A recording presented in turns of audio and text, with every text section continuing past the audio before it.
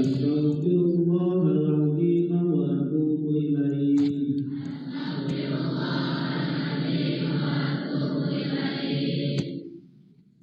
Acara yang selanjutnya, Assalamualaikum warahmatullahi wabarakatuh. Yang Nazil, selamat datang dari pemasuk pondok pesantren Al Hasan Jami. Teh Tari gimana ya, PHB aman?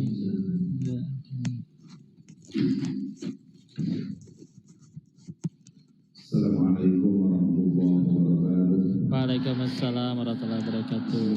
Ada sambutan dulu ya, habis ini kita ngaji. Wassalatu wassalamu ala Rasulillah Sayyidina Muhammad wa ala Berhenti judi tinggal berhenti. Amma ba'du. Syarat berhentinya cuma satu, mau. Tinggal jangan depo, selesai. Yang saya hormati Ustaz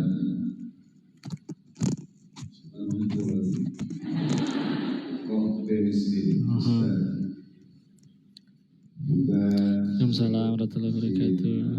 Di Ciamis, pondok pesantren Al Hasan. Para santri, santriwati, calon ustaz-ustazah, Amin ya Allah.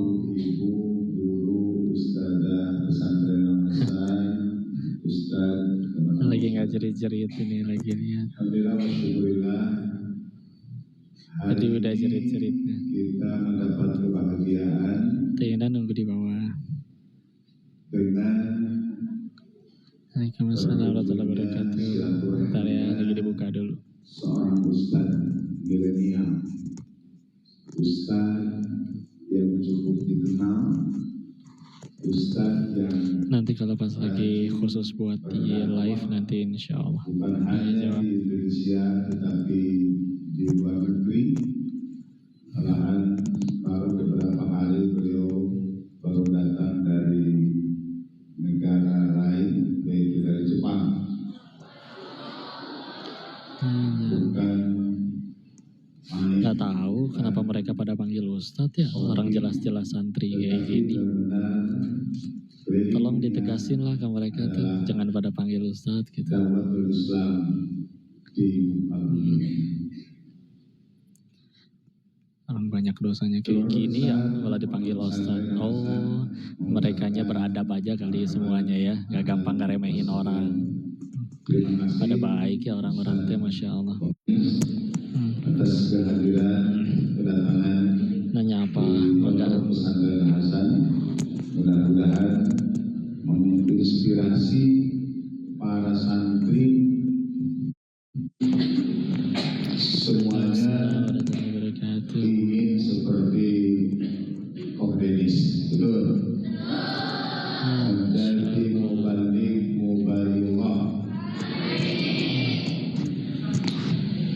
Ada nonton live tapi juga offline. Wajahnya ganteng, Nah, ilmunya hebat, amin. Semoga anak-anak soleh soleh. Amin. Ya Allah. dan itu satu profesi Insya Allah nanti kalau di Bogor. sangat mulia. Beda lain, orang Oke, kurang deket ya. baik di hadapan Allah untuk khairal ummati Si ini deket jelas. jelas Pulpen Gribble ini. Satu-satunya pulpen produk lokal yang halal dan non toksik. Siapa khairal ummah itu? Iya, alhamdulillah. Ini juga masih lanjut mondok kok. Orang yang rajin, Tapi tetap dakwahnya nggak boleh tinggal ya. Karena memang lebih baik dakwah sih, nyebarin kebaikan daripada julid komen di live orang. Indonesia masih memerlukan tenaga dakwah, tenaga dakwah. Indonesia sangat banyak, lebih dari 270 juta. Walaupun Masih banyak yang lebih mayoritas santun. muslim, tentu Tadi juga ada yang santun. memerlukan dai handal. Nah, cara pengajian Banyak di pondok pesantren masih banyak Al-Hasan. daerah yang kekurangan. Kalau saya berhenti judi berhenti, tinggal jangan Banyak demo, selesai. kota-kota, masjid-masjid yang memerlukan Karena kalau kita ustaz-ustaz. nggak depo, kita kita dikejar sama bandarnya Kalau gitu, kita dikorok berada lehernya saja atau di dipukul, pesantren, dicekik, enggak kan? para santri Enggak kan terjadi apa-apa, banyak, kitanya aja. apalagi kalau kita Padahal ke berarti Miftahul Huda Mangunjaya itu 7.000 santri dari se-Indonesia. iya emang gak ada yang julid, siapa yang bilang Di untuk beberapa julid? pesantren lebih banyak lagi itu belum bisa mewakili satu orang Mohon santri satu doanya desa, satu saja. masih sangat kurang. Dan tentu tujuan dari pesantren Insya Allah nanti pada kelompok dasarnya lagi sama, ngaji ya. yaitu untuk Hizbul Islam wal Muslimin Nggak di kontak aja ke dan Kodio ya, mengangkat yang derajat di umat Islam agar digantung, ada yang gratis juga, ada pondok. diposisikan menjadi manusia yang luhur di hadapan Allah sesuai firman Allah, ya fa'illahu alladziina aamanu minkum Walladzina utul ilma darajat. Allah akan mengangkat derajat manusia dengan memiliki dua hal. Pertama, Amin. iman. Itu doanya. Yang kedua, ilmu yang banyak. Iman dan ilmu ini sebagai dasar landasan Mudah-mudahan bisa ketemu ngaji bareng terus ya. bertakwa. Sekali lagi, Pasti kami bisa. Di ucapkan Darut terima Tauhid kasih itu ada PMK kepada pesantren masa Ustaz kemasan. Jadi usianya minimal 45 tahun, harus 45 tahun ke atas. berkenan silaturahmi di pondok pesantren Al Hasan. Kiranya Ada santri pondok di situ. santri ingin Mudah-mudahan mendengarkan, lancar bicaranya dan bicaranya selalu jadi kebaikan. apa yang disampaikan tentang pengalaman dan lain hal daripada Ustaz ini. Sekali lagi kami ucapkan terima kasih. Amin. Mudah-mudahan Ustaz tetap diberi kesehatan Amin. dan terus menjadi dai di penjuru Nanti pas sudah nggak ada bumi, di penjuru MC insya Allah Nusantara, lebih jelas. dan Sabar ya. manusia Ini langsung dimulai. terutama umat Islam sangat mendambakan seorang mubalik muda ini. Demikian, mohon doa pesantren Al Hasan dan para santri mudah-mudahan jadi ulama ulamain. Assalamualaikum warahmatullahi wabarakatuh. Waalaikumsalam warahmatullahi wabarakatuh. Untuk acara selanjutnya, acara yang kita tunggu-tunggu, yaitu silaturahmi dari Al-Ustaz Muhammad Islim. Tapi sebelumnya sedikit saya membacakan biografi beliau bahwa Apa duit mah dari Allah. Oh ya hati-hati ya yang ada video-video tentang koko bagi-bagi duit atau judi online yang dibikin pasti menang. Itu hati-hati, semuanya penipuan ya. kurang lebih beda 3 Itu mah fitnah aja, diedit-edit. Jangan sampai ketipu ya. di mana beliau adalah seorang pendakwah Buddha, kemudian Amin. Semoga keturunan cepat punya anak dan bisa Tionghoa, bersetan. juga berasal dari Amin. Bogor, Semoga segera Jawa dapat Barat. pekerjaan ya. Banyak yang mengira bahwa beliau itu seorang mu'alaf, akan tetapi sudah dari beliau sebagai seorang muslim. Kemudian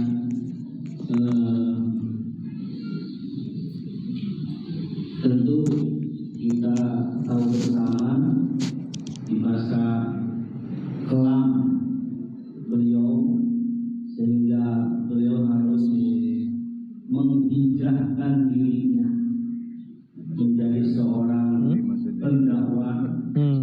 Kami berharap memberikan motivasi kepada kita semua, kiat-kiat keteguhan hati, Berlangganan apa ya? Kan nonton live TikTok mah gratis, nggak harus bayar apa-apa. memberikan motivasi kepada kita semua. Dipersilakan kepada Ustaz Muhammad Islim. Sebenarnya kita itu kembar seagama. Tidak jauh kan? Ayo motor ya. Dipersilakan Alhamdulillah. Baik, bismillah. Nah, kacugat lah.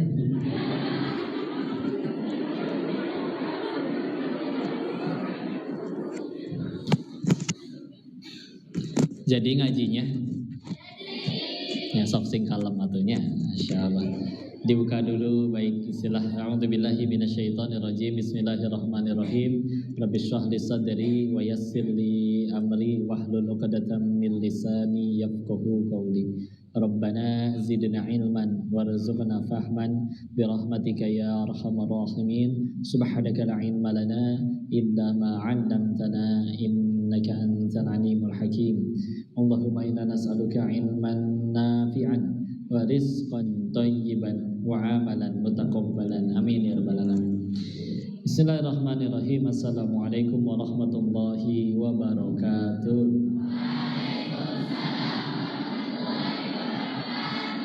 Alhamdulillahirabbil alamin. Alhamdulillahilladzi khalaqal mauta wal hayata liyabluwakum ayyukum ahsanu amala wa huwal azizul ghafur. Segala puji hanya kepada Allah atas nikmatnya bisa bertemu dengan santri dan santriwati Pondok Pesantren Al Hasan, ya. Betul? Oh, ini calon orang-orang sukses. Alhamdulillah. Salam semoga selalu tercurah kepada junjungan kita baginda Rasulullah Muhammad sallallahu alaihi wasallam beserta para keluarganya, sahabatnya, dan semoga Allah sanggupkan kita istiqomah dalam meniti sunnahnya, ya, insyaallah. Salam takzim kami kepada pengasuh pembina Pondok Pesantren Pak Kiai. Terima kasih sudah diizinkan ngaji bareng di sini, Ustaz Pak Haji dan juga Ustaz berdengung, ya. Apa tukar aja? Istilah enakan ini apa yang tadi? Ini aja. Biarlah Allah yang memasukkan suara ini, ya. Saya emang nggak bisa apa-apa, ya. Baik, istilah. Terima kasih diizinin ngaji bareng di sini. Senang sekali bertemu dengan yang insya Allah disebut oleh Rasulullah di hadis riwayat Imam Muslim tentang 7 golongan orang yang akan diberi naungan oleh Allah, yang dimana hari itu tidak ada yang bisa menaungi lagi selain Allah. Salah satunya, terutama di yang keduanya, adalah orang-orang yang masih muda, anak-anak muda yang menghabiskan waktunya, masa kecilnya, masa mudanya dalam ketaatan. Mungkin di luar ada yang lagi nggak tahu entah ngapain, tapi kalian ada di sini di pesantren. Bismillah. Semoga ini jalan Allah menjadikan kalian orang-orang hebat, ya. Dan senang kalau ketemunya pemuda, karena mengingat dulu Madinah dibuka hanya dengan 6 orang pemuda saja. Kalau di sini lebih dari 6 orang, ratusan, insya Allah satu Indonesia jadi baik berkat kalian, insya Allah. Ya. Kita ke fakta-faktanya dulu, ya. Bahkan misalkan 10 sahabat yang dijamin surganya, 7 diantaranya usianya di bawah 30. Bahkan 5 diantaranya usianya masih di bawah 20. Jadi masih belasan sudah terjamin surganya, Masya Allah, ya. Dan kok mereka dekat sama Nabi, loncat lebih jauh juga, Masya Allah. Ada pemimpin besar, Khalifah Harun ar-Rasyid, ya. Beliau menjadi khalifah di umur 20. Atau siapa? Muhammad Al-Fatih 9 abad setelah Nabi wafat, jadi sultannya usia 22, umur 15-nya udah jadi wali kota, ya. Jadi sebetulnya banyak orang-orang yang hebat dari waktu muda. Lagian sebenarnya suka tidak suka, mau tidak mau, cepat atau lambat kita itu butuh Allah, ya. Pasti nyari Allah, cuman kan pilihannya nanti 2. Mau datang dengan sukarela atau harus diseret dulu sama masalah. Kebanyakan orang baru nyari Allahnya udah umur 40, kok teman-teman saya pada sukses, saya malah punya banyak utang, ya. Baru nyari Allah. Ada yang kayak gitu dulu. Ada yang ditipu orang dulu, ada yang kalah main judi dulu, rungkat wae, ya. Ada yang kelilit pinjol, ada yang patah cinta, ya. macam-macam. Nyari Allah beneran. Nah, tapi yuk kita lihat ya faktanya. Kok emang sahabat Nabi dari golongan yang sepuh-sepuh ada nggak? Sedikit. Paling yang terkenal cuman Abu Sufyan. Sisa-sisanya petinggi-petinggi Quraisy zaman itu punten, mohon maaf. Kebanyakan mati kafir. Ya. Contoh Abu Jahal, Walid bin Mughirah. Mereka tokoh-tokoh besar, tapi karena tidak sesegera mungkin nyari Allah, keburu mati kafir ya. Tapi coba lihat anak-anaknya. Bahkan anaknya Abu Jahal aja sahabat Nabi. Namanya Ikrimah ya. Nanti kalau kita belajar nama-nama rawi hadis, ada Ikrimah yang anaknya Abu Jahal sahabat Nabi, ada lagi Ikrimah maulanya Ibnu Abbas. Nanti beda ya, namanya aja sama. Atau Walid bin Mughirah, anaknya Khalid bin Walid, pedangnya Allah, Saifullah. Sehingga lihat ya, meskipun yang pas masih muda-mudanya mereka juga dulu pernah ngaco ya. Khalid bin Walid pernah memusuhi Islam, ikut perang Uhud, menjadi musuhnya Nabi, bahkan sampai Nabi terluka di situ. Satu-satunya yang nyaris ngalahin Nabi perang itu Khalid doang. Tapi semenjak masuk Islam menjadi pedangnya Allah. Jadi ntar kalau misalnya ada yang ngira, aduh masa lalu aku begini begitu, enggak. Sesegera mungkin nyari Allah, apalagi masih muda kayak gini, Allah siapkan masa depan yang paling baik. Beneran bismillah ya. Nanti ada pertanyaan biasanya, maksiat 60 tahun, tobat sehari sebelum mati, diampuni enggak ya? Bisa enggak diampuni? Bisa, asal tobatnya tobat nasuha. Cuman kan pertanyaannya, siapa yang janjiin kita masih ada waktu sampai 60 tahun lagi? Yang lagi ngomong aja nggak tahu 5 menit lagi masih hidup atau enggak. Ya. Terus kalau masa lalunya kurang baik, gimana kalau sekarang pengen jadi baik? Kalau pengen bisa ngaji, menyampaikan sesuatu jadi kebaikan, apakah harus suci dari dosa dulu? Kalau misalkan syarat berdakwah itu harus maksum, yang berhak dakwah cuma Nabi dong. Ya. Tapi toh tugas kita hanya menyampaikan, fadzakir innama anta mudzakir. Surat apa? Iya betul, surat Quran betul ya. Nggak mungkin surat Injil ya. Surat apa? Al-Ghasyiyah ayat 21-22. Ingetin, tugas kamu tuh hanya ngingetin. Lasta 'alaihim bimusaitir, engkau tidak berkuasa di atas yang lainnya. Orang jadi baik dengerin nasihat kita, Allah yang ngubah, nggak usah ngadi-ngadi atau ngaku-ngaku ya. Orang nggak jadi baik, selagi niat kita lillahi ta'ala, tetap jadi pahala, enak bukan?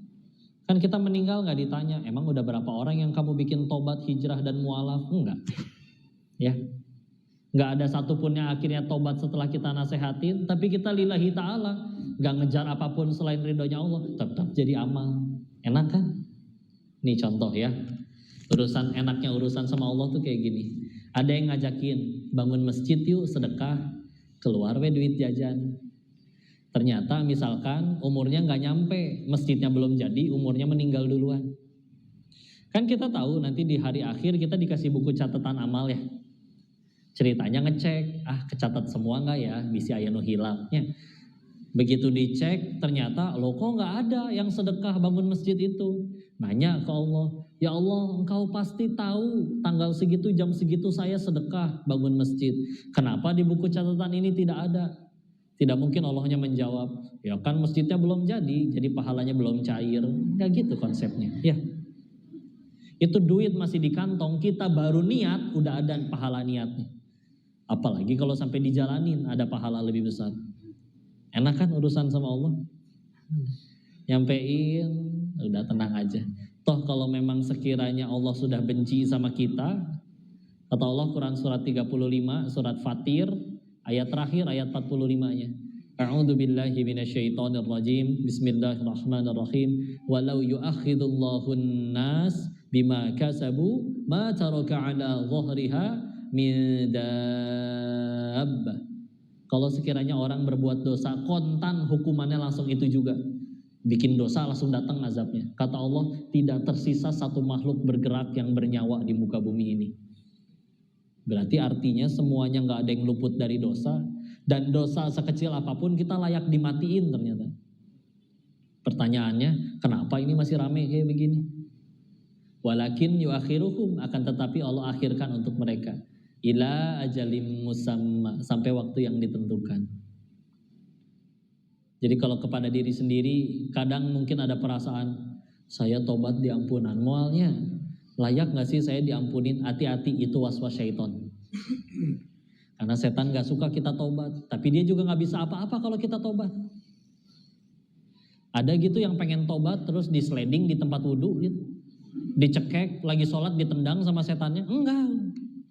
Di rumah nyalain murotal, MP3, Al-Quran 24 jam aja. Setan gak betah, dia mencet tombol matiin sendiri aja gak bisa.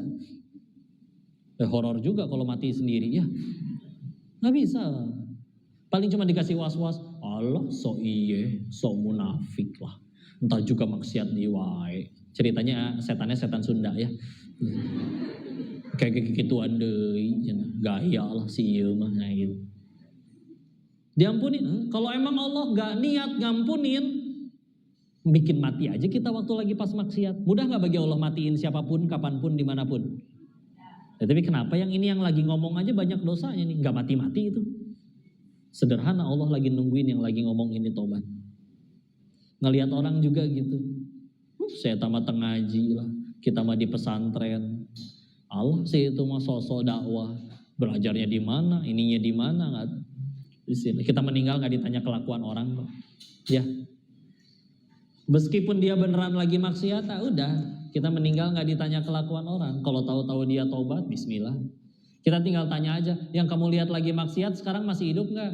Masih sih. Ya udah, berarti Allah aja masih kasih dia kesempatan. Apa hak kita nentuin takdir orang? Yang kayak gitu tuh yang di neraka. Nah, untuk bilang, yang ngomong aja layak ke neraka sebetulnya. Ya, maka udahlah, sing istiqomah ya.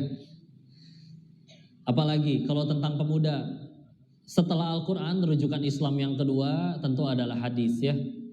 Nah, hadis ini kan diriwayatkan, kalau bahasa Sundanya mah hadis itu ilmu cenah. Apa itu cenah? Kayak contoh Imam Bukhari kan gak ketemu Rasul kan? Tahu dari mana Imam Bukhari kalau Rasul pernah bersabda seperti itu? Kan cenah. Imam Bukhari mendengar dari gurunya, misalkan Imam Qutaibah bin Sa'id. Qutaibah bin Sa'id mendengar lagi misalkan dari Imam Sufyan bin Uyainah. Sufyan bin Uyainah mendengar lagi dari gurunya Imam Az-Zuhri. Imam Az-Zuhri mendengar lagi dari sahabat misalkan Abu Hurairah. Abu Hurairah cenah mendengar dari Nabi, Rasul bersabda seperti itu. Semuanya cenah kan? Cuman rantai cenahnya itu yang bisa dipegang. Ya, itulah yang disebut sanad. Ya. Dan itu yang bisa dipegang, dan mereka bukan pendusta, orang yang adil, hafalannya dobit, sehingga akhirnya bisa dipastikan kesohihannya. Ya.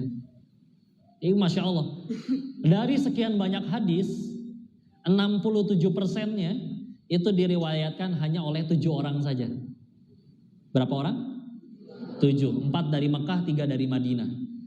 Padahal jumlah sahabat dulu memang gak ada sensus penduduk ya.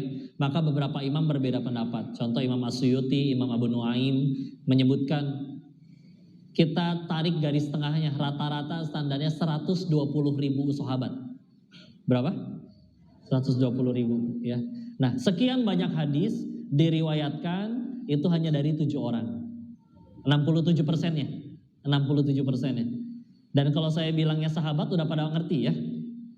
Untuk jadi sahabat tuh 3 kriterianya. Jadi sahabat itu bukan teman satu grup WA-nya Nabi ya, bukan. Tapi syaratnya 3. 1, sejaman dengan Nabi. 2, pernah bertemu langsung sama Nabi. 3, beriman kepada Nabi sampai wafatnya. Jadi kalau ketemu sejaman tapi gak beriman, contoh Abu Jahal, bukan sahabat. Atau sejaman, beriman, tapi gak pernah ketemu sekalipun. Contoh Uwais Al-Qarni, bukan sahabat. Ya. Nah dari sekian banyak, hanya 67%-nya hanya dari 7 orang. Dan ini 7-7-nya orang muda. 4 Mekah, 3 Madinah. Siapa? Yang pertama, yang dari Mekah, periwayat hadis sahih terbanyak, 5.374 hadis. Sahabat mulia Abu Hurairah radhiyallahu anhu. Padahal ketemu nabinya 3 tahun sebelum Nabi wafat. Ya.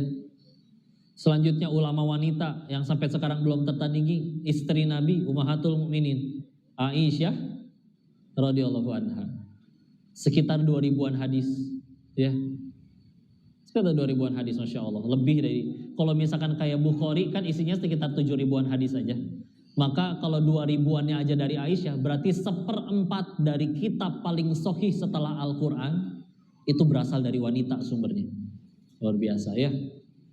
Lalu selanjutnya ada Ibnu Abbas, sepupu Nabi. Ketemu Nabinya umur 8 sampai 12 tahun, 12 atau 13. Berarti kelas 2 SD sampai kelas 6 SD. Selepas itu Nabi wafat. Tapi selepas Nabi wafat, beliau menjadi manusia yang paling paham Quran. Bahkan di usia 15 pun diangkat oleh Umar bin Khattab jadi salah satu penasehat. Kalau zaman sekarang berarti jadi menteri umur 15. Ya. Ketemu Nabinya 4 tahun. Itu pun waktu beliau masih kelas 2 sampai kelas 6 SD. Selanjutnya siapa? Abdullah bin Umar, atau suka dipanggil Ibnu Umar radhiyallahu anhu, anaknya Umar bin Khattab radhiyallahu anhu. Ya, itu udah 4 Mekah. 3 lagi Madinah, Abu Sa'id Al-Khudri, Anas bin Malik, sama Jabir bin Abdullah. Nih terserah ya, nggak harus dihafal. Tapi 7-7-nya orang muda. Sehingga yuklah kita kalau ngedekat Allahnya dari muda, Allah siapin masa depan yang baik insya Allah. Ini usia berapa? SMP ya? Ada yang SMA angkat tangan. Yang SMP? Di sini tentu dilarang pacaran kan? Nggak ada yang pacaran kan? Yang pacaran angkat tangan. Nah kan ada. Saya ganti pertanyaannya. Yang kalian tahu dia punya gebetan, pacaran, tolong bisikan astagfirullah di telinganya.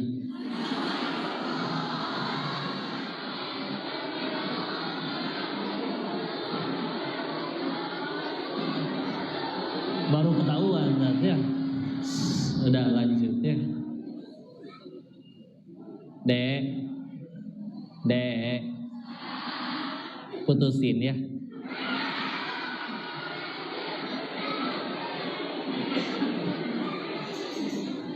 Kalau dia tanya kenapa, bilang disuruh si Koko gitu. Ya, siapa lu? Enggak beneran. Kalau dia soleh asli, dia yang mutusin kalian. Beneran ya, soalnya ini berpesan kepada yang akhwat dulu ya. Karena kalian itu amat sangat dimuliakan oleh Allah. Makanya dikasih peraturan begitu banyak untuk wanita supaya terjaga. Contoh, beli gorengan sama beli berlian, bungkusnya bagusan mana? Bungkusan lah ya.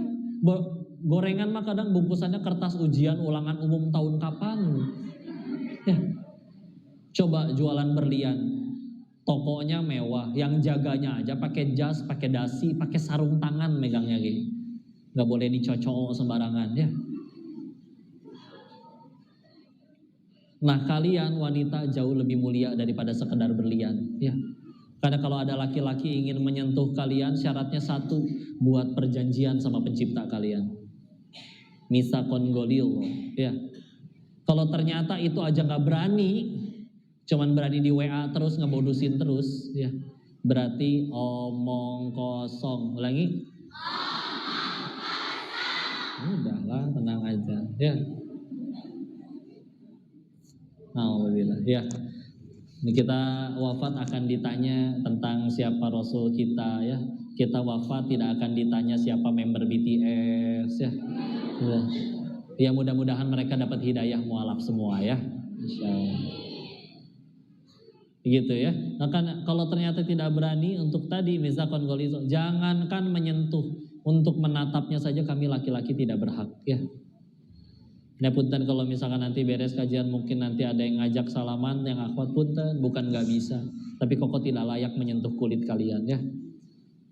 Nanti biar suaminya aja yang nyentuh ya. Ini pada pegang handphone nggak? Nah, tapi punya Instagram nggak? Misal ya, misalkan nanti pas ada liburan megang handphone, ada DM di Instagramnya dari Song Joong Ki misalkan ya. Misal teh ya. Gampangnya nyenengin perempuan mah, dikasih khayalan ya udah bahagia dia. Kan misal cek saya gitu ya. Song Joong Ki ADM atau siapa ya? Ya personil BTS mualaf semua. Terus pengen jadi suami kalian katanya ya. Misal teteh ya Allah ya. Tapi kalau jelas-jelas ngajaknya pacaran, jawab dengan tegas. Halalkan atau tinggalkan A.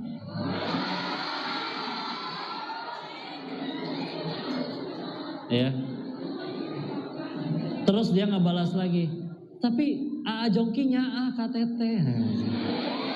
Asa kagoknya A Jongki. Bilang kalau beneran sayang silakan. Bapak saya standby di rumah tiap pada Isya. Datang dong kalau berani. Ya, jangan lupa bawa martabak. Kalau gitu aja nggak berani, ya nggak lah. Makanya kalau misalkan ternyata gini, orang kalau udah sayang sama seseorang kan pengen selamanya dengan orang yang disayangi, betul? Kan di dunia nggak bisa selamanya, betul? Terpisah umur, terpisah jarak, terpisah entah siapa yang wafat duluan. Nah, ada tempat untuk bahagia selamanya, yaitu di. Maka kalau ngakunya sayang tapi nggak ngajakin ke surga, ngajakinnya malah ke Oyo misalkan, ya.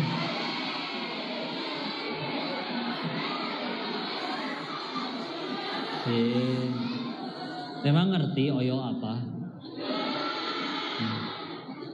Maka jelas tadi sama ya, omong kosong. Ulangi. Jangan aja. Hati-hati. Kata langkah dalam bahasa Arab itu menggunakan kata khittah. Tapi di dalam Al-Quran menggunakan bentuk jamak. Jadi bukan khittah, tapi khutuwat. Ya. Khutuwatis syaiton innahu lakum. Ya. Langkah-langkah syaiton. Karena mereka tuh sabar. Kalau perlu ini diajakinnya yang baik-baik dulu. Jadi kalau misalkan nanti ada WA dari pria yang kelihatannya soleh, hati-hati ya, sampai ada komiknya. Kalau ada bebek, suaranya gimana? Kucing suaranya? Kalau kambing suaranya? Kalau buaya suaranya? Kalau buaya suaranya? Assalamualaikum Bukti.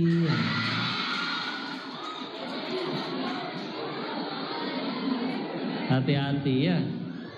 Itu namanya playboy syariah. Dan mereka sabar, udah ada template-nya.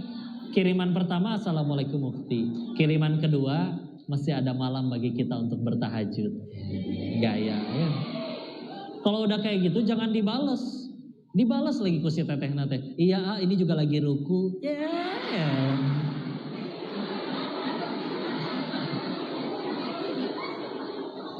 Pan ruksa. Ya, janganlah. Udah itu buat yang gak kuat ya. Sekarang kita kembalikan lagi kepada Al-Quran.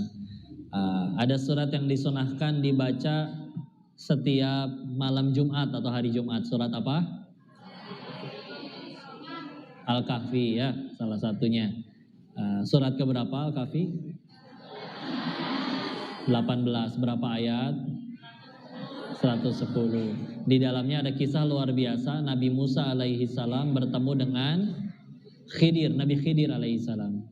Di ayat 60 sampai 82. Ayat berapa? Mudah-mudahan udah pada baca sempat baca minimal terjemahannya, ya. Di situ dikisahkan Nabi Musa itu ngikut sama Nabi Khidir kemana-mana. Tapi ternyata mereka berpetualang gak cuma berdua, melainkan bertiga. Taunya dari mana kok? Ayat 60-nya. Wa idh qala Musa lifatahu abrahu hatta, ya. Dan di situ wa idh qala Musa, dan telah berkatalah Musa lifatahu kepada fata, pemuda-nya. Jadi Nabi Musa tuh punya pemuda, punya murid yang ngikut terus kemana-mana. Yang dari Al-Fatihah sampai Anas ini nama pemuda ini gak disebut-sebut. Mesti baca tafsir atau baca kitab-kitab hadis baru disebut. Namanya adalah Yusha bin Nun. Ulangi. Yusha bin Nun. Iya. Muridnya Nabi Musa. Ya, ikut kemana-mana. Ini ulama tafsir kalau ada kayak gini tuh dibahas, ya. Salah satu bahasannya pernah dibahas, pertanyaannya adalah kenapa Allah tidak menyebut nama pemuda ini? Padahal mudah bagi Allah menyebut siapa namanya. Atau bahkan kisah di awalnya pemuda Ashabul Kahfi yang tidur di dalam gua. Apa disebutin nama lengkapnya satu persatu? Enggak, cuma diceritakan kisahnya. Sehingga pernah mendengar kajian dari guru kami Ustadz Budi Ashari, beliau menyebutkan salah satu tafsirannya adalah satu, karena pertama tidak penting bagi seorang pemuda untuk namanya disebut-sebut. Kadang kita salah fokus ya, setiap hari yang dipikirin gimana caranya viral, live TikTok mandi lumpur, ya, sambil dikasih mawar tampol sendal, naon lah, terkenal enggak, jeding ya bibirnya, enggak, tidak penting. Bukan berarti viral itu dosa dan haram, enggak ya. Kalau bisa dijadikan jalan untuk ngenalin Allah ke semakin banyak orang, silakan. Karena popularitas sejatinya hanya alat untuk memperkenalkan Allah ke banyak orang. Kalau malah dia terlena dan malah sibuk mengagung-agungkan dirinya, bukan mengenalkan Allah, berarti tidak lulus ujian popularitas. Ya, alat aja udah ngenalin Allah. Ya, karena sampai ada orang bilang kayak gini, orang kalau udah terkenal, sudah sukses, kentut juga dianggap kata mutiara. Tapi kalau belum jadi apa-apa, mau berucap seindah apapun dianggap kentut sama orang. Ya, ini ucapan dari orang aja ya. Bukan berarti surga kita di mulut orang juga, enggak. Tapi ya kalau memang nanti di sini nanti ada yang diuji viral, ya udah alat aja. Followerku harus dijadikan alat ini untuk makin ngenalin Allah ke banyak orang. Karena kalau nggak bisa jadi pahala jariah, naudzubillah kalau jadi dosa jariah. Kita contohin keburukan, ditiru sama followers, para pengikut, rugi. Kita lagi tidur dapat transferan dosa. Ya. Pertama itu, tidak penting untuk dikenal. Dua, hikmahnya. Kalau kita memang ingin memperkenalkan diri, maka memperkenalkan diri yang paling baik itu dengan tiga. Ilmu, takwa, prestasi. Ulangi. Ilmu, takwa, prestasi. Orang bilang masalah kemanusiaan paling besar katanya kelaparan, kemiskinan, dan kriminalitas ya. Padahal punten yang lebih bahaya adalah ketiadaan ilmu atau ketidakinginan mencari ilmu. Punten ya, ada di suatu negeri mah, ijazah bisa beli lah. Sekolah nggak benar, ijazah bisa beli. Tapi kalau tidak ada nilai diri, nggak punya ilmu, akhirnya suatu ketika harus menghadapi kenyataan hidup, mau kerja nggak punya keterampilan, bingung. Giliran kerja tiap bulan pecat karena nggak ada keterampilan misalkan.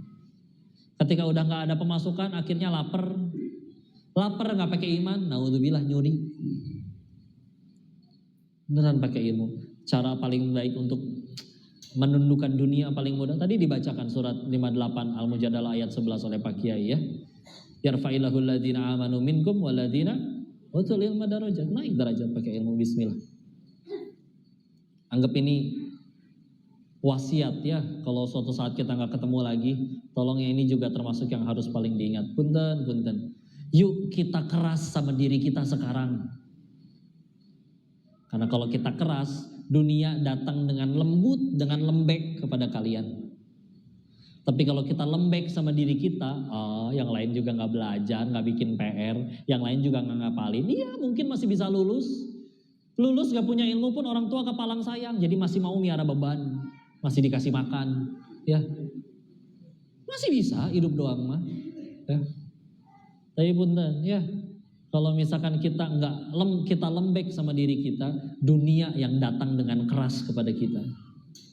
Dengan pahitnya pengangguran, pahitnya diremehin, dicaci, dihina orang. Jangan keras. Yuk pakai ilmu. Ilmu itu ibarat mahkota tidak terlihat, tapi membuat ucapanmu dinasehati, ditaati dan didengarkan. Ilmu juga ibarat harta, ringan dibawa tapi nggak bisa dicuri. Coba punya uang bermiliar-miliar, cash repot, bawanya ribet, takut dicuri. Ilmu makin banyak. Pernah ngelihat misalkan ada Pak Kiai jalannya tengkleng ya, berat sebelah. Pak Kiai kenapa? Kebanyakan baca kitab jadi berat. Enggak. Mau dicuri, gimana caranya nyuri ilmu? Lagi tidur gitu dicolokin flash disk kupingnya, nggak bisa ya. Bismillah ke ilmu ya. Mungkin kalian pernah ngelihat nanti ada orang yang dia baru turun dari kendaraan, entah di pasar, entah di mall, entah di mana. Orangnya mingkem, tapi orang di sekelilingnya yang menjawab, loh dia kan pendiri perusahaan ini, penemu teknologi itu. Orangnya diem, tapi prestasinya yang memperkenalkan siapa dirinya. Daripada banyak omong, dijuliten. Namun saya mah paling gak nyontek dapat nilai bagusnya. Ih mobilnya bagus, paling gak korupsi. Naon sih dijulitin ya. Atau serba ngaku-ngaku, ini semua anak-anak pada soleh, saya yang ngajar. Itu di luar sana masjid pada bagus, saya donaturnya, ngaku-ngaku ya. Orang kata-kata Allah harus ada masjid di situ, ada weh masjid ya. Ya bismillah. Jadi udahlah, ilmu, takwa, prestasi. Bicara takwa kita tahu ya, surat 49 Al-Hujurat ayat ke-13. Inna akramakum indallahi atqakum. Yang paling mulia di antara kalian di sisi Allah adalah yang paling bertakwa. Udah weh, urut. Kalau misalkan masuk surga kudu harus centang biru dulu, enggak adil ya. Masuk surga harus punya duit berapa dulu, berapa miliar, ya enggak adil lah tuh. Kan Allah yang bagiin rezeki, masa masuk surga berdasarkan duit? Tapi mau punya duit, enggak punya duit, nurut, bismillah, bisa insya Allah. Sama pemuda juga harus galau. Tapi tolong galaunya yang bermanfaat. Karena kayak dulu Salahuddin Alayubi, galau kalau lagi males ngaji, males berlatih, sama pernah males, pernah futur. Tapi galau kalau lagi futur, aduh gimana aku bisa berhenti berlatih sedangkan Baitul Maqdis masih di tangan musuh muslimin. Akhirnya belajar lagi. Ya. Jadi kalau galaunya cuma gara-gara ngelihat status temen, bukan kayak gitu yang diharapkan Islam ya. Istilah. Dan cara untuk sukses paling mudah, ini cara paling gampang nih ya. Cari masalah. Ulangi. Cari masalah ya. Yang positif, bukan Pak Kiai lagi nyebrang ditabrak, bukan. Ya. Itu namanya nyari mati ya. Itu nyari gara-gara. Nyari masalah yang positif. Contoh. Pandemi kemarin masalah nggak? Ada kawannya ayah saya, sebelum pandemi bangkrut usahanya. Dari sekian banyak uangnya semua dijual-jualin, asetnya tinggal 100 juta dari miliaran. Terus besoknya lockdown PSBB, waduh bertambah-tambah masalah. Maka tapi mindsetnya bagus. Fa inna ma'al usri yusra. Inna ma'al usri yusra. Di balik kesulitan pasti ada kemudahan, diulang 2 kali. Ini orang tambah banyak kesulitan, pasti mereka banyak kebutuhan, tinggal saya sediain kebutuhannya. Maka dia dorong sisa modal 100 jutanya jadi untuk modal pengusaha masker pertama di Kota Bogor. Jualan masker. Tanpa ditimbun, tanpa ngegetok harga.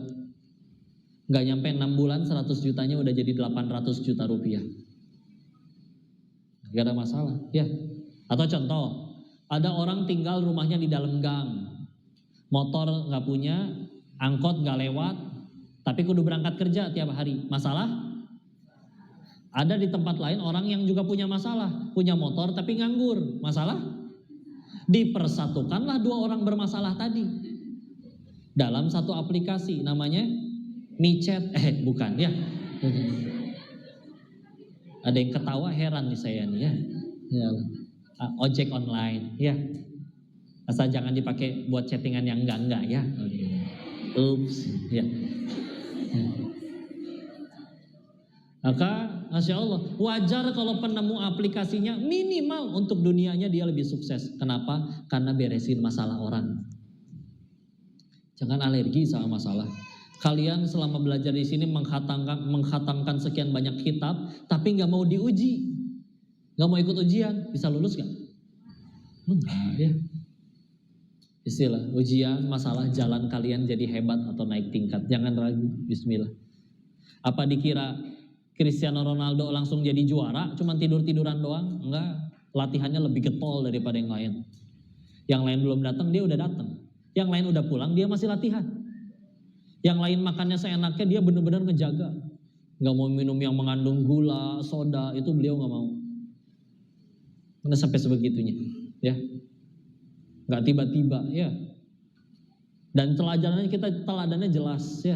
Karena kalau ditanya, kenapa sih kudu balik lagi ke Quran dan hadis? Itu kan sudah 14 abad yang lalu.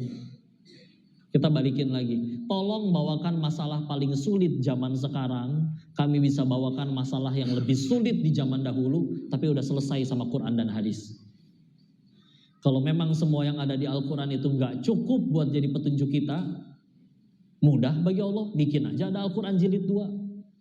Mulai dari surat ke-115 setelah Anas. Nggak ada kan? Ada. Karena apa yang ada di antara Al-Fatihah sampai Anas cukup buat jadi pegangan kita sampai kiamat. Tinggal kita mau ikutin atau enggak. Dan kalau Allah mau mudah menjadikan Rasul masih hidup hingga hari ini, atau dibikin ada penerusnya beliau, Rasul yang baru. Tapi tidak ada. Kenapa? Karena petunjuk dari Rasul pun cukup untuk jadi pegangan kita sampai hari akhir. Tinggal kita mau nurut atau enggak. Kadang-kadang kita suka pilih tebang pilih, ya. Para pengusaha kadang makan babi sih aku enggak. Tapi yang Al-Baqarah 275 nih, kalau aku enggak ngelanggar yang ini, kapan aku punya mobil, punya motor, punya cicilan? Pura-pura lupa sama ayat yang itu, ya.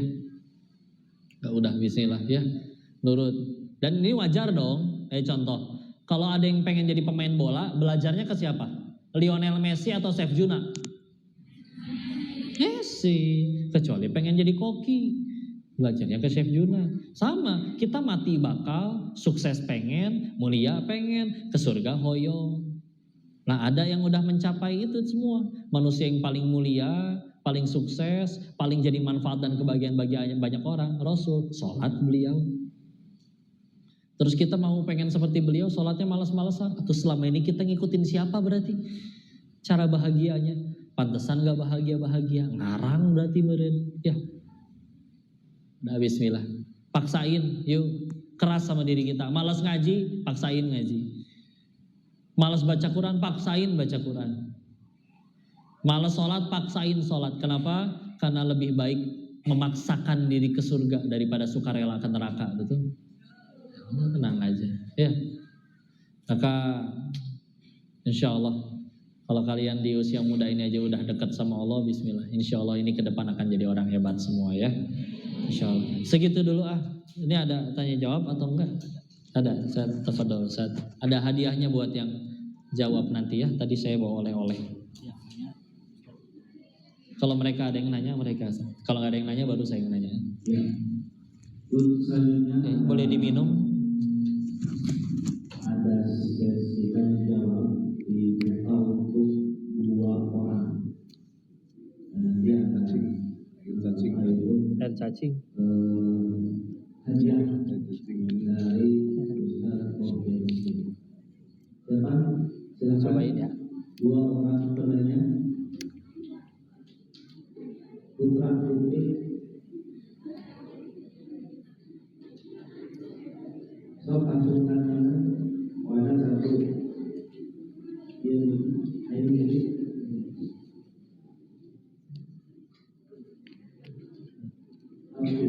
Ada linknya? Kalau nggak ada di WA aja, di WA.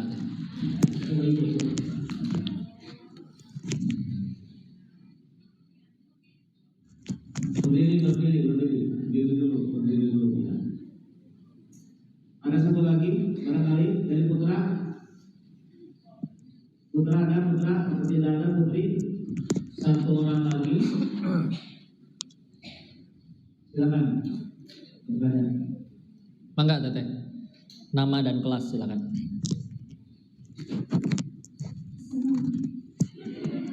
Iya itu kanan kok, cuman ini kamera depan, jadi mungkin di kalian kelihatannya kiri ya. Waalaikumsalam warahmatullahi wabarakatuh.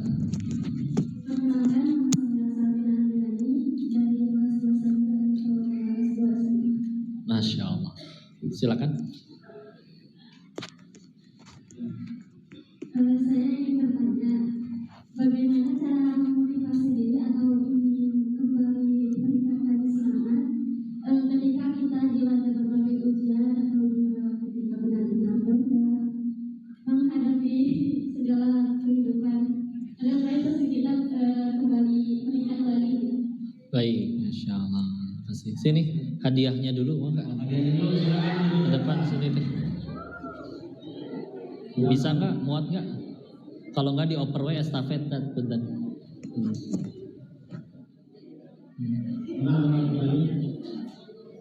Badai kapayun, bante.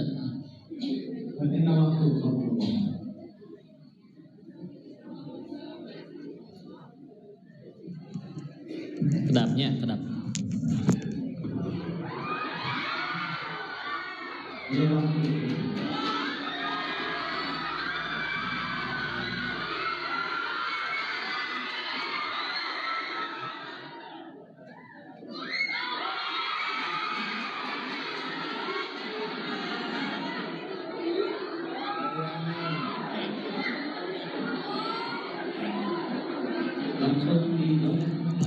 Langsung aja.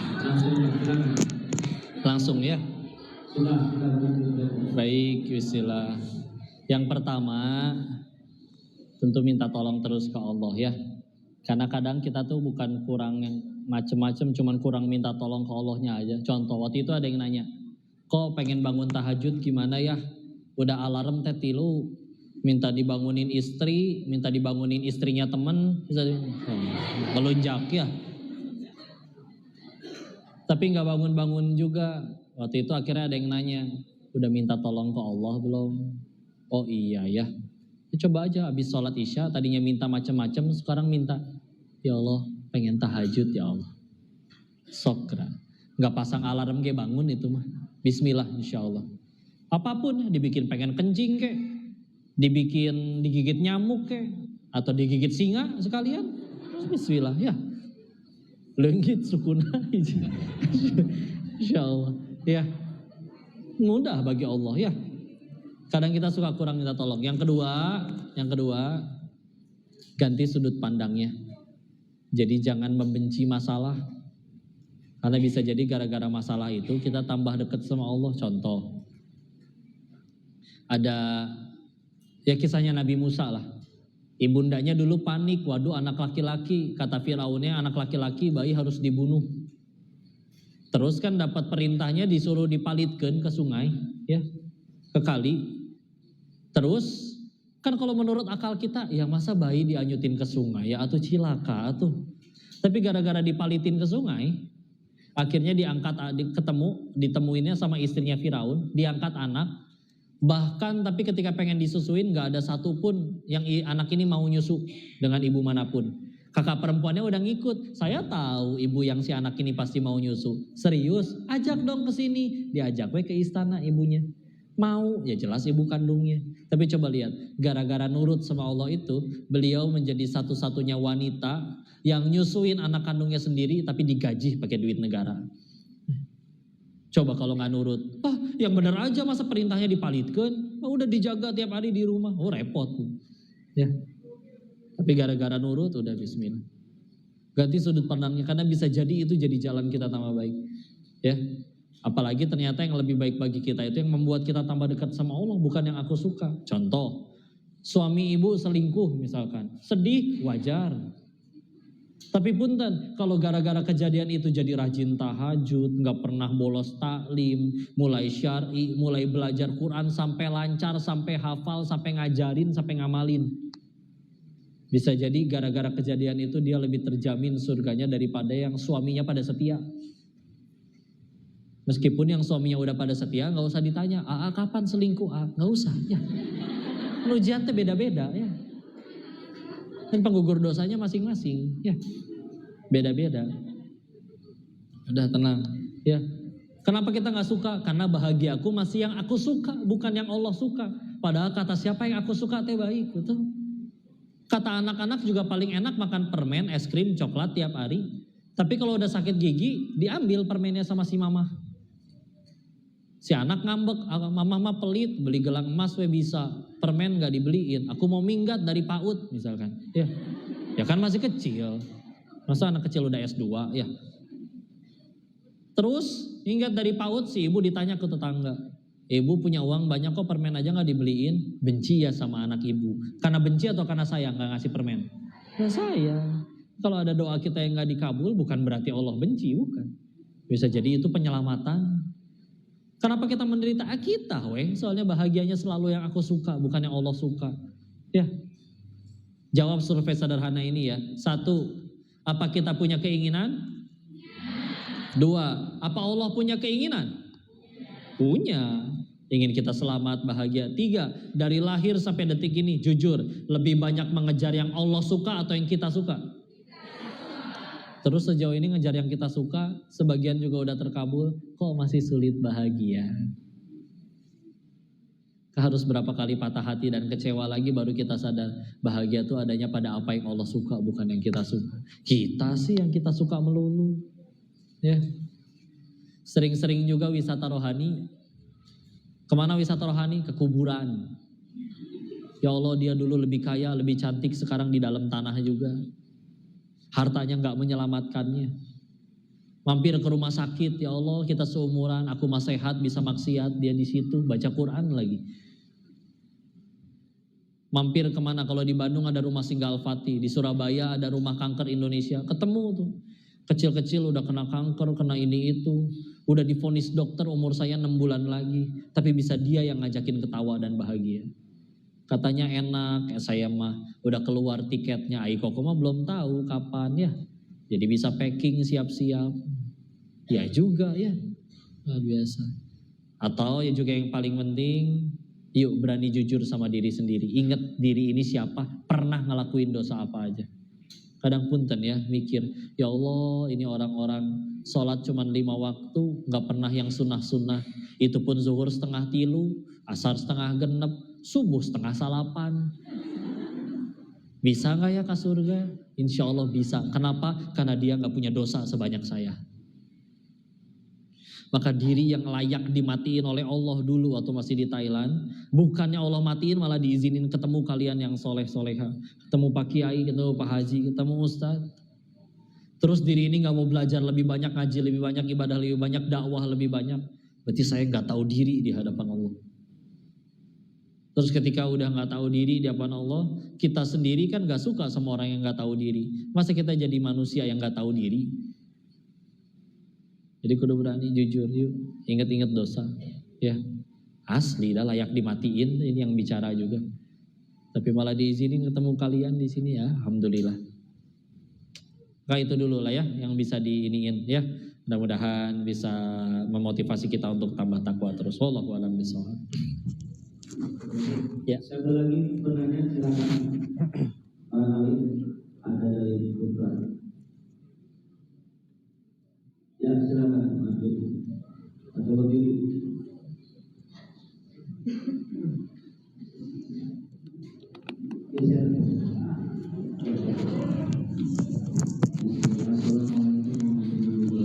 Waalaikumsalam warahmatullahi wabarakatuh. Silakan, nama saya Habib Maulana, berasal dari Indramayu. Izin pertama, izin bertanya kepada Ustaz. Tafadhal Ustaz. Alhamdulillah saya adalah seorang hafizul Quran. Alhamdulillah. Saya ingin bertanya karena saya masih ada rasa-rasa malas menghafal. Apakah ada cara paling ampuh untuk bisa menghilangkan rasa malas dalam menghafal Quran? Baik, Masya Allah. Baik. Oh ya, hadiahnya kasih dulu apa?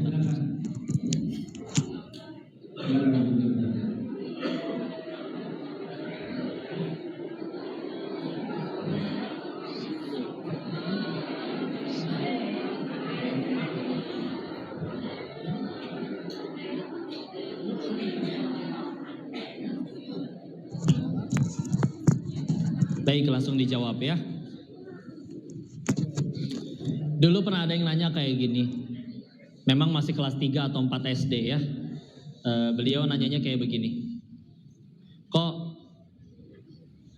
ada teman saya sholat bolong-bolong, yang sunnah boro-boro, yang wajib aja bolong-bolong. Tapi sehari kok bisa nambah hafalan 3-4 halaman baru ya. Sedangkan saya yang wajib iya bahkan ditambah yang sunnah menjauh juga dari dosa, tapi sehari nambah setengah halaman aja susah banget. Terus dia nanya, kenapa dia menghafalnya berhasil, saya menghafalnya gagal? Maka jawaban guru kami waktu itu adalah, orang yang menghafalnya berhasil adalah orang yang dengan hafalannya tambah takut sama Allah. Ya. Punten, 30 juz memang, tapi kalau nggak dijadiin imam ngambek. Atau malah jadi ngeremehin orang yang belum bisa baca Al-Quran, punten. Ya.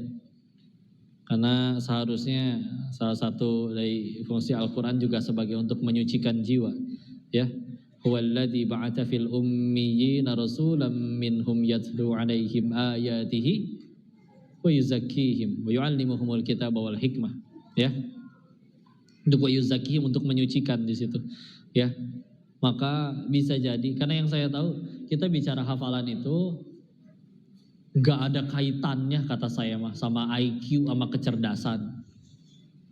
Ya, tapi tergantung satu, tergantung apa? Tergantung Sang Maha Pemilik ilmu mau gak nitipin itu di kepala kita.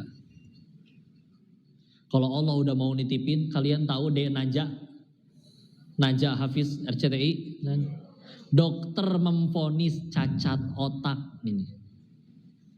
Kata dokternya, tapi Allah mau letakkan Al-Quran di dalam kepala dan hatinya, selesai. Kalau nanya ke Naja itu bukan sambung ayat lagi. Nanya tolongnya halaman 328 bagian kiri atas itu surat apa, ayat berapa, bacaannya apa, artinya apa ya. Tahu itu di beliau. Ya. Coba maksiat gak bisa, dititipin Quran kayak gitu. Dibikinin, beliau pernah dites, ini huruf apa, huruf N. Bingung mikir, alfabetnya bingung.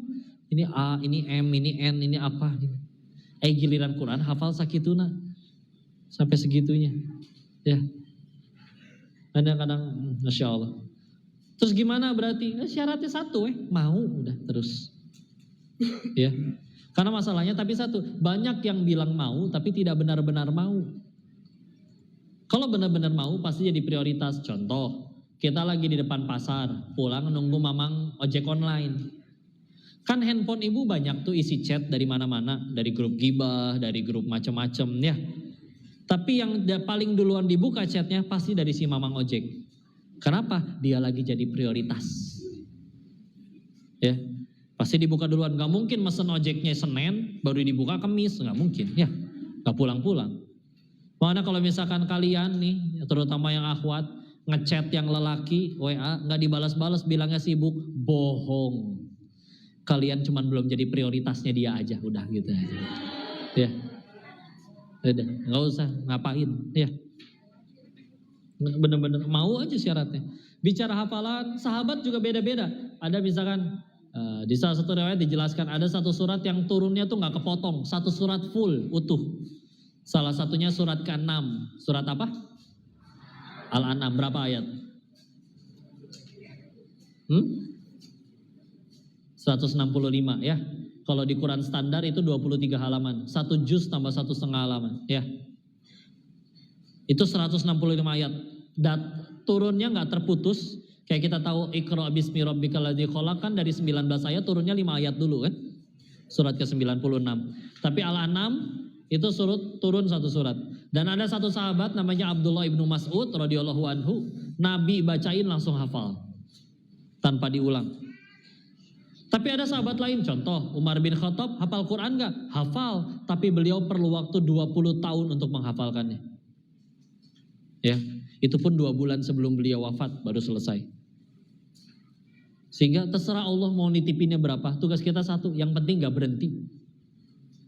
Dan yang paling penting juga udah diamalin, membuat kita tambah jauh, tambah dekat dari Allah, tambah dekat kepada Allah.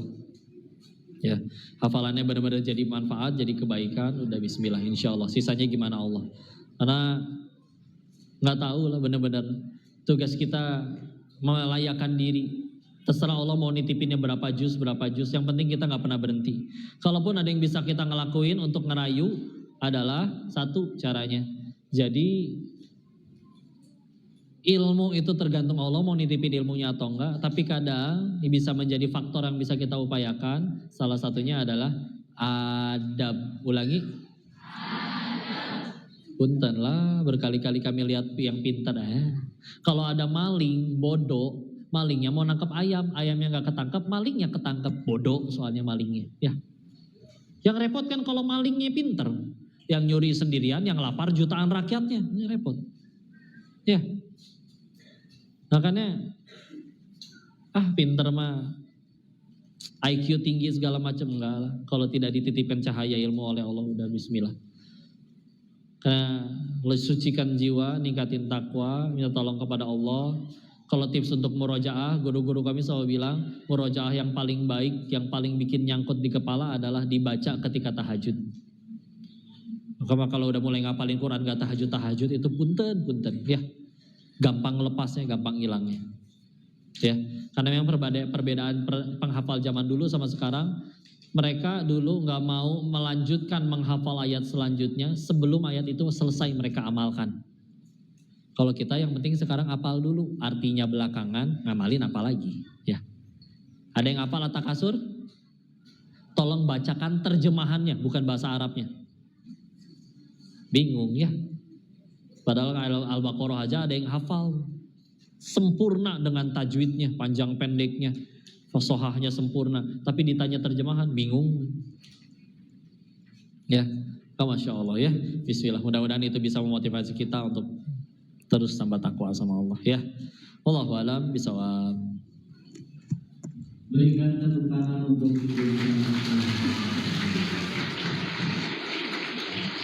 Alhamdulillah pada acara siang ini disponsori salah satunya oleh Aserik air cacing bening, yang ini berkhasiat untuk menyembuhkan dari berbagai penyakit jalan menuju syariat. Dan alhamdulillah hadir pengusaha dari air cacing bening ini. Terima kasih Pak Peri yang telah mengkolaborkan ACB ini untuk para santri-santri profesor kebanggaan. Semoga kebaikannya dibalas oleh Allah Subhanahu wa Ta'ala. Amin ya. Pak Peri silakan maju. Nah, ini yang punya CBN. Oh, Masya Allah. Masya Allah. Assalamualaikum. Foto.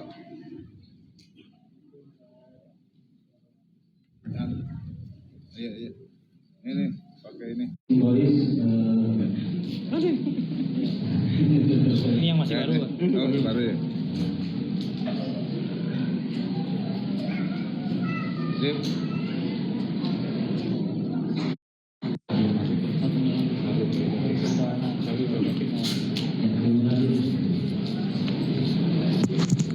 untuk acara selanjutnya. Oh iya, itu sedikit aja, itu punten ya, ngasihnya ada pulpen ya, alat tulis. Cuman itu salah satu dakwah kami dulu pertama mulai belajar Islam. Memang pas pulang dari Thailand kagum dengan Islam besar itu karena penulisan para ulamanya.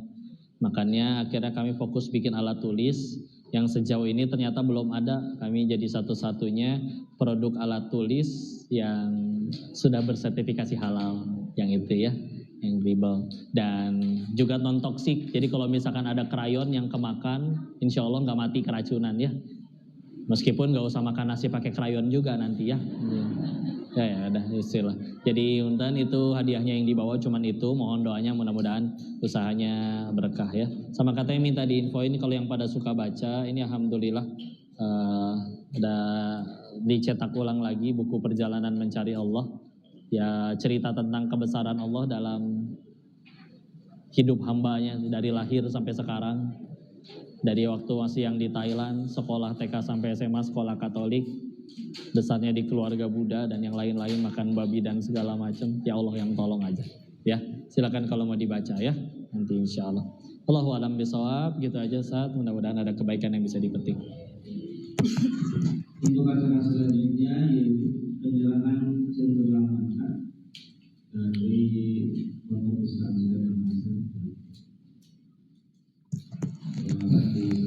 Bukunya udah ada lagi di TikTok, nanti diaktifin lagi ya. Atau di, ya itulah. Kita tutup dulu, nanti kita lanjut ngaji lagi. Barakallahu fikum. Subhanakallahumma bihamdika asyhadu an la ilaha illa anta astaghfiruka wa atubu ilaik.